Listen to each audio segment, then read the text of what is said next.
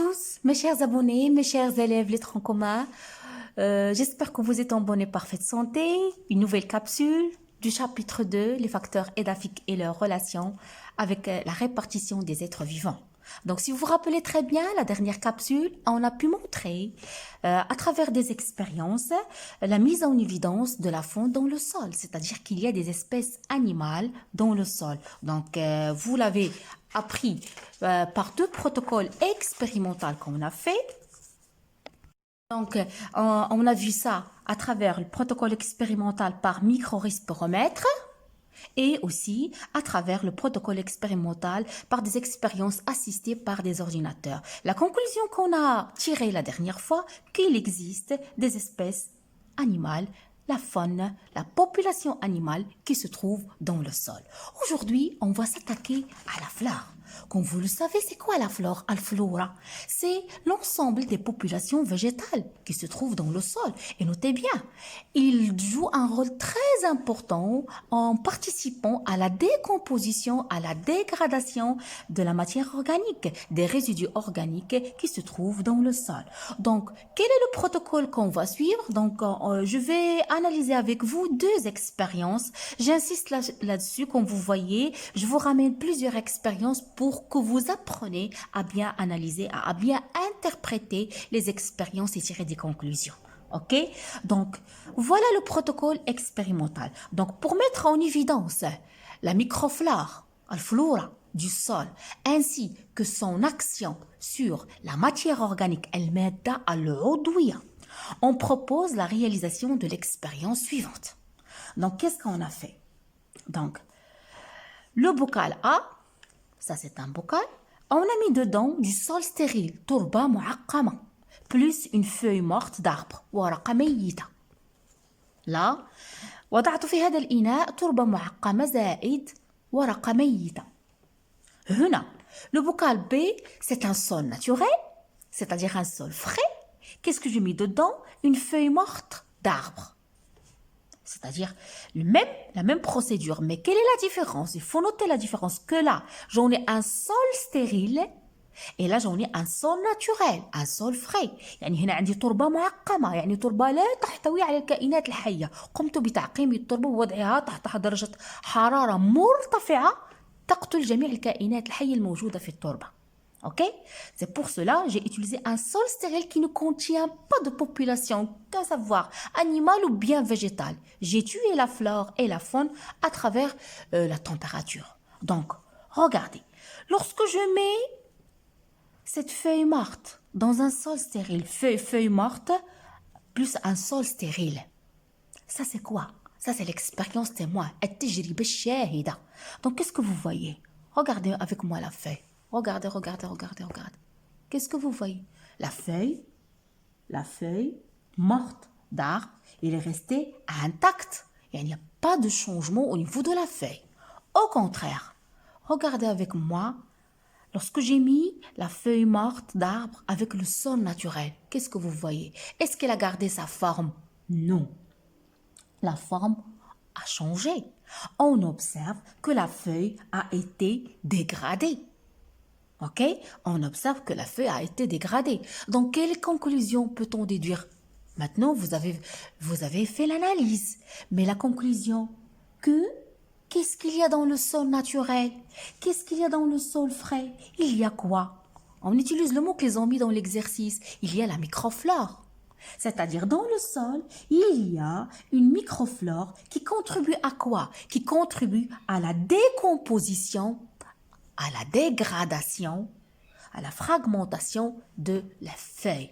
يعني تم تجزيء الورقة بفعل ماذا؟ بفعل الفلورا الموجودة في التربة الحية. C'est clair? Mes chers élèves, voilà un autre protocole expérimental qui va nous permettre de mettre en évidence la présence de la microflore, la présence des micro-organismes dans le sol. Donc, je vais vous lire le protocole. Dans deux boîtes à pétri, voilà les deux boîtes, des boîtes circulaires en verre puis en plastique. Dans deux boîtes de pétri, on dispose de disques de cellulose. C'est quoi la cellulose? C'est un sucre qui constitue essentiellement les feuilles. On le trouve au niveau des feuilles. Donc, dans ces deux boîtes, boîte A et boîte B, qu'est-ce qu'on a mis? On a mis 2 disques de cellulose. Dans la boîte A, on recouvre le disque de terre humide. Là, j'ai mis à côté du disque de cellulose, j'ai mis quoi? De la terre humide, c'est-à-dire du sol frais. Tandis que pour la boîte B, celle-là, qu'est-ce que j'ai mis? On recouvre le disque avec de la terre préalablement chauffée à 100 degrés Celsius. J'ai pris la terre et je l'ai chauffée à 100 degrés Celsius. Donc, qu'est-ce que j'ai fait? J'ai stérilisé le sol. Donc, on aura une terre stérile. Turba mu'aqqama. Donc, on met tout ça. Puis, après avoir fermé les 2 boîtes, on les place à 25 degrés Celsius pendant plusieurs semaines, en veillant à conserver l'humidité, c'est-à-dire مع احترام شروط الرطوبة. Après plusieurs semaines, on vient observer l'aspect du disque de cellulose dans les 2 boîtes à la fin de l'expérience. Donc, qu'est-ce que vous observez? Regardez avec moi. L'expérience A, où j'ai mis le sol non stérile avec le disque de cellulose. L'expérience B, où j'ai mis le sol stérilisé avec le disque de cellulose. Qu'est-ce que vous voyez? Donc là, dans le sol stérilisé, le disque de cellulose, il est resté intact. Il est blanc, pas de changement. Et on note aussi il y a absence de moisissure.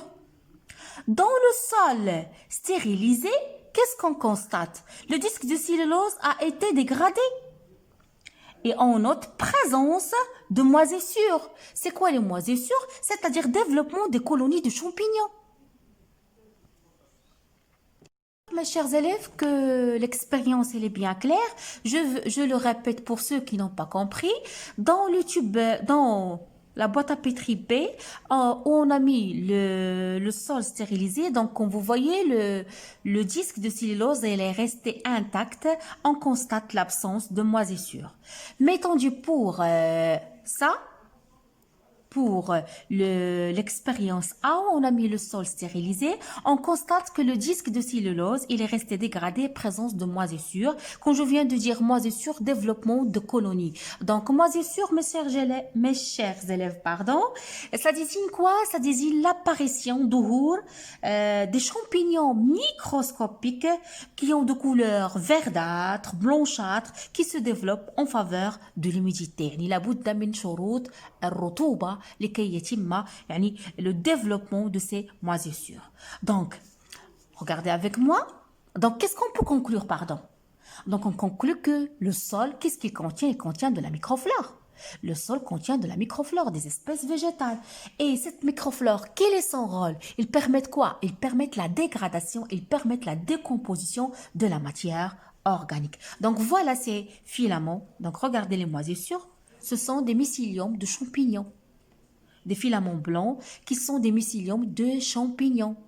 C'est clair la photo aussi? Ici, vous voyez des bactéries qui colonisent les mycéliums de champignons. Ok? Donc, voilà une autre photo qui permet la dégradation, qui vous montre le rôle de la flore qui dégrade la matière organique qui se trouve au niveau des feuilles. Ok?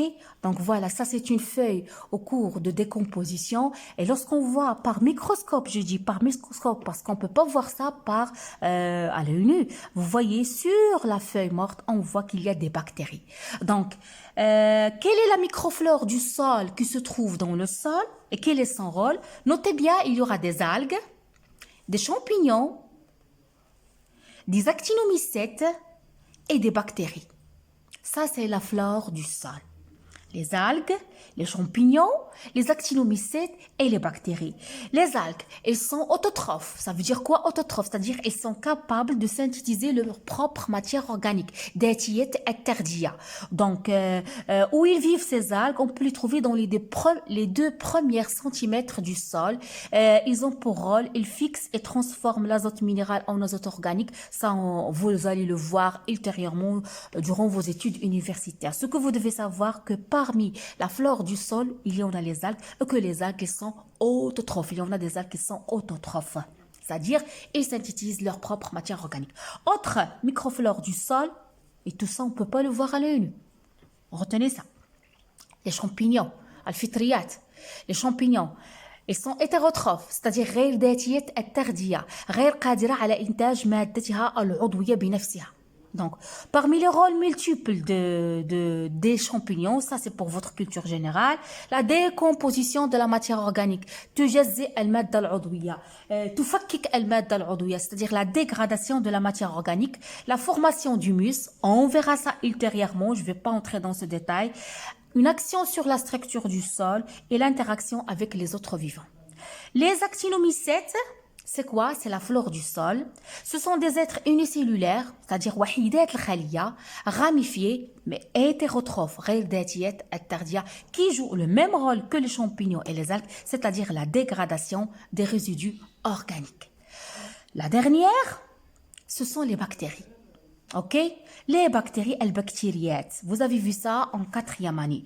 Les bactéries, ce sont des êtres vivants unicellulaires qui peuvent être autotrophes ou hétérotrophes. هناك منها من هو ذاتي التغذية قادر على إنتاج مادته العضوية بنفسه وهناك من هو غير ذاتي التغذية hétérotrophe.